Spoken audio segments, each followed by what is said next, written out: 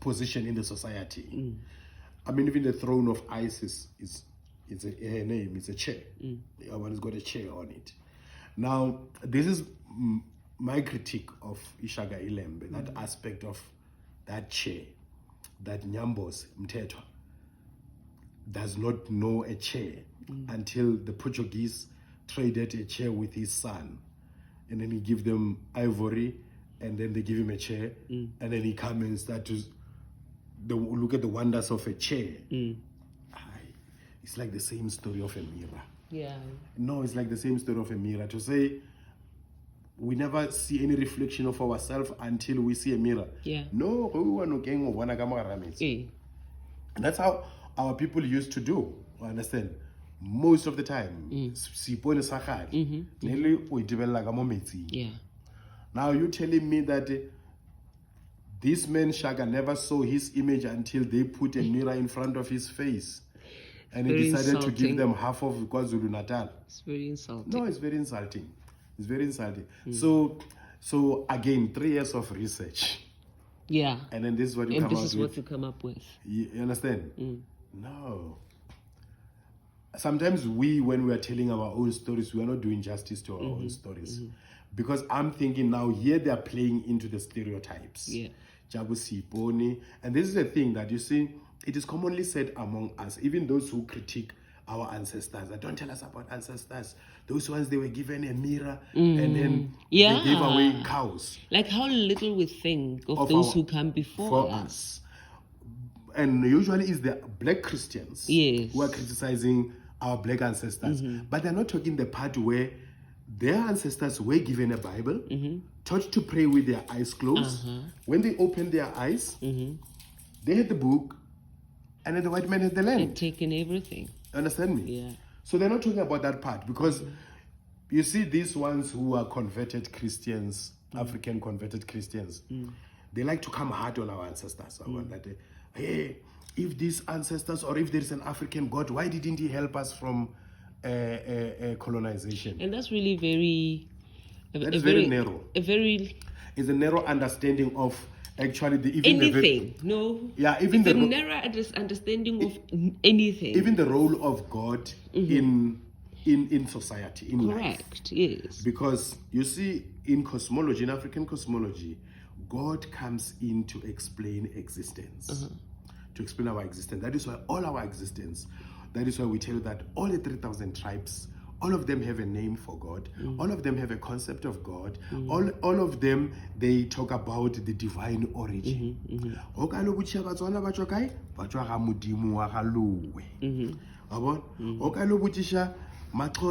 word Kamata means Kaloka ma no data.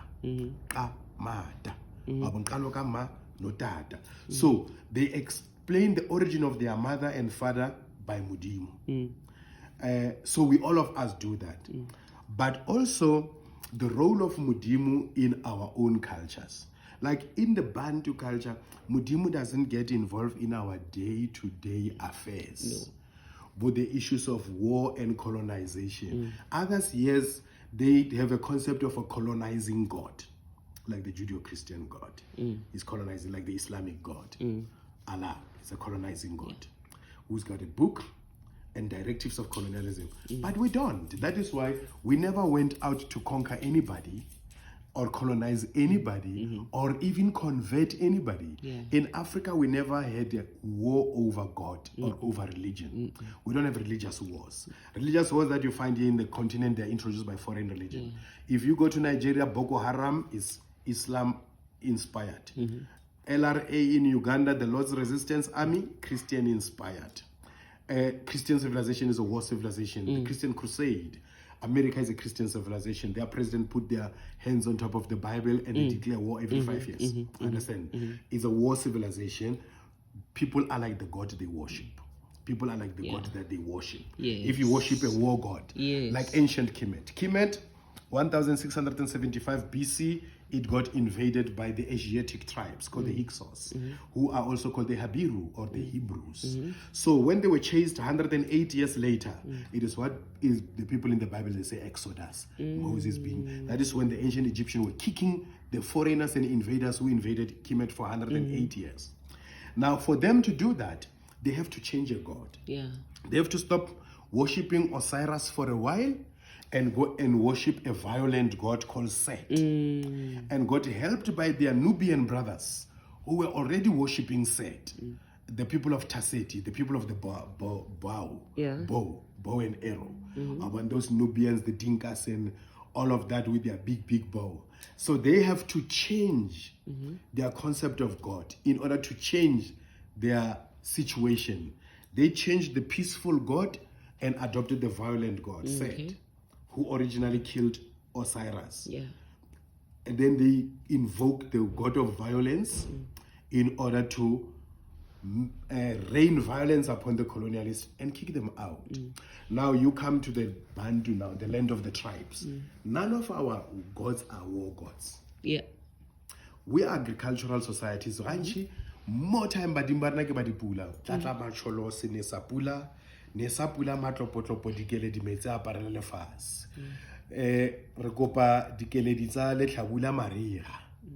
Re kopa o re nesetse ka dikeledi tsa lehodimo dikeledi tsa letsatsi.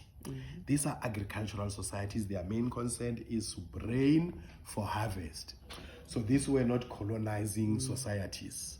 So therefore, they did not have colonizing God or violent gods. Now to come now and say a group of people, the Bantu, who their concept of God is an agricultural God. It's a pretty much peaceful God because they relate Ubuntu le this Mudimu. Mudimu, Badimu, Butu.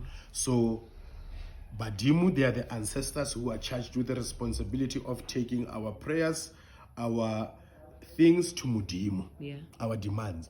Mudimu is very far in our stories, in our cosmology, and this is where people need to understand that you can't compare African spirituality with Judeo-Christianity. You can't compare African spirituality with Abrahamic religions. Abrahamic religion, that God is a petty God who is involved in every little petty thing that you are doing. You understand me? Now you come to the Bantu. Our God is far from human affairs. He created the earth and everything and stay far from the human affairs, and he left it to who? To Badimu. Yeah. Lefatshe ke la bomang, re re ke la Badimu. Wa bona, re re ke lefatshe. Ke lefa, which is inheritance. Yes. Abo. Yes. See, earth. The earth is our inheritance. From who? From Badimu ba rena. Re bolela re lefatshe le ke la Badimu ba rena. Ba le khweditse le badimo ba bona ba le khwetja le boragolo ba bona ba le khwetja re tla ba ra le shia le le jalo. Why le la badimo ba rena? Because ba robetse mo ke ba fatshe ba boloketse mo ke beng ba mo ke beng mo. That is why le fase ga le rekishiwe. Like another myth of the Europeans that our kings sold the land to them. No king sold no land to no Europeans because our kings understood very well that they are not the owners of the land. They are the custodian of the land on behalf of their ancestors. They are given custodianship. I say mong mobu. Le re re meja re ke mong mobu mara ga re re gore ke the owner of Mabu because he is not self-created. He is ruling on the behest of the ancestors. He is ruling in custodianship of the ancestors. And therefore, he has no right to sell the land. So for us, the ownership is very important. Look, when we're going to sleep, the owners of these bones are not ours. Bare o monyetse ka dikgomo tša bontate mogolo or ka dikgomo tša badimo ba rena. That is why in our traditional societies men were not beating women.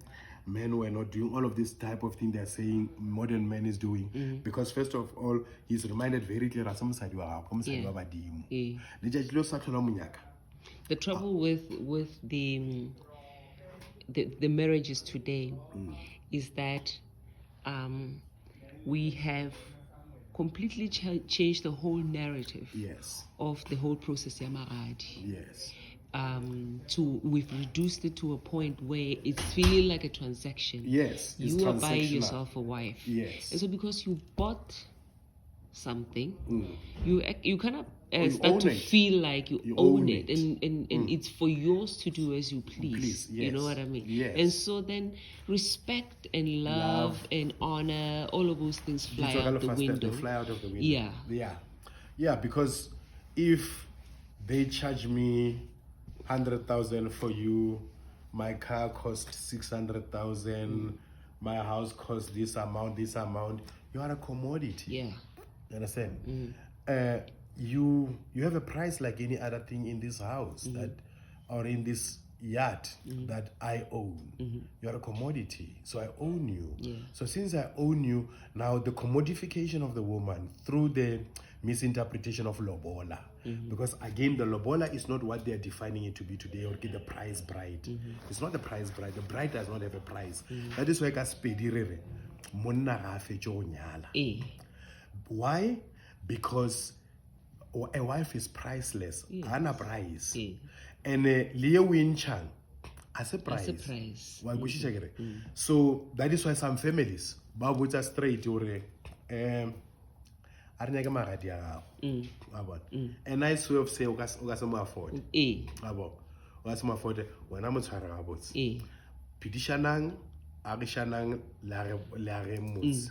Wa go ba bangwe we have those type of lot of experiences that people they just say, you know what, as long as you take care of take care of each other and all of that. Others is like my child, I'm giving you to a stranger that I don't know. And you're going to spend the rest of your life with him. So I'm not going to put any price. I'm not going to charge him because I don't know him. But this stranger has agreed to take you. Because in our traditional setting, a woman belongs to two people, you know, in a normal society. When she's not married, she's her father's daughter. When she's married, she's her husband's wife. Now, all this is belonging. It's not ownership. It's belonging. We belong together. This is the point people are missing. They say, my man, like as if something I own. But the thing here is belonging. We belong together. You know, understand? So we miss that part. And then come in the commodification that goes together with the objectification of the women. And then of course this modern stuff that guys can buy some 6 savannas for girls, and then the next thing they're going to sleep with them and all of that, and then it gets to be even made worse by Mavuso. That outi he must give you something. Already. So it's a transactional sex.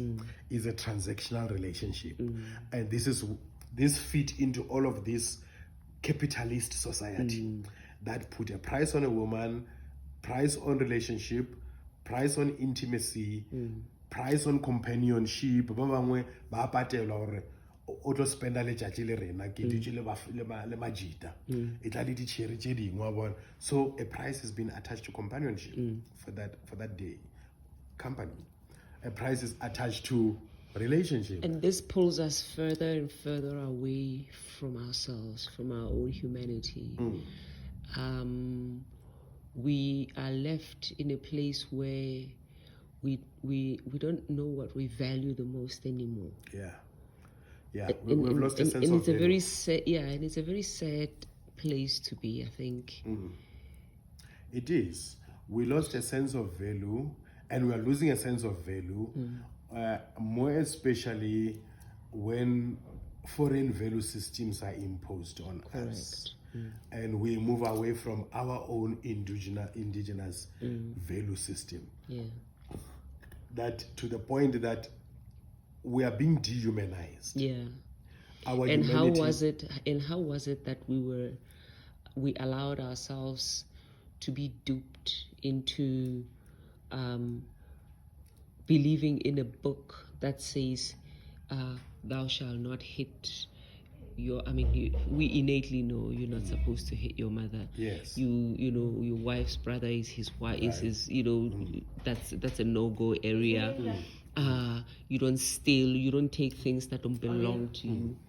You know, things like that. But they take them and put them in the Bible. Yes. And unless they are in the Bible, then you know, they are acceptable. They are acceptable. Yeah. But you almost have to reference your morals to what's in the Bible. Yeah. As opposed to what you just innately know as a black person, you know, as an African, you know. And as part of Ubuntu. Ubuntu, yes. Yeah.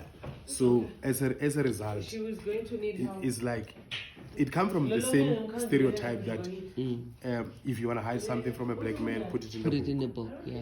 Again, if you want to quantify and qualify something for a black man, put it in the book again. Right. This particular book. I hear they say the Bible, it says some valuable lessons. I'm thinking, I read it from Genesis to Revelation. I don't see anything valuable unless you have zero knowledge of your own culture, but to our own value systems. How do you find value in a book which begins with this violent God, colonizing God, insensitive God, omnipotent lunatic, and insane God? You understand? Murderers and rapists. Exactly. And then you say, therefore, this story centered around this character contained the best moral guides for human beings to can abide by. You understand? Now, that is... No. You know how things goes. We were watching this. You see, we posted. You see, we posted.